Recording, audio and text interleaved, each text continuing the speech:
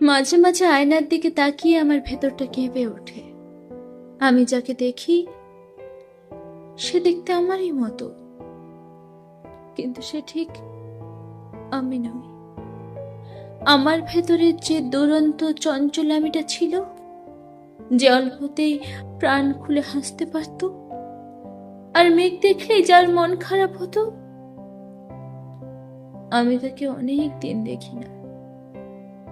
আজকের এই আমিটা অনেক বেশি হিসেবি।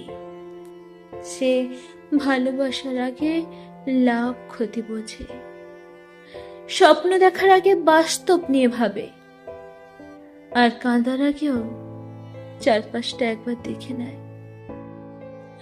আমার খুব জানতে ইচ্ছে করে আমার সেই পুরনো আমিটা কোথায় হারিয়ে গেল। আমি কি তাকে অবহেলা করে পিছনে ফেলে এসেছি, নাকি এই পৃথিবীর কঠিন পথে চলতে গিয়ে সে নিজেই ক্লান্ত হয়ে আমার ভেতরে কোথাও ঘুমিয়ে পড়েছে। সত্যিটা হলো, আজকের এই সফল গোছানো আমিটাকে গড়তে গিয়ে আমি আমার সবচেয়ে প্রিয় আমিটাকেই হারিয়ে ফেলেছি। আর এই শূন্যতা পৃথিবীর কোনো কিছু দিয়েই পূরণ হওয়ার নয়।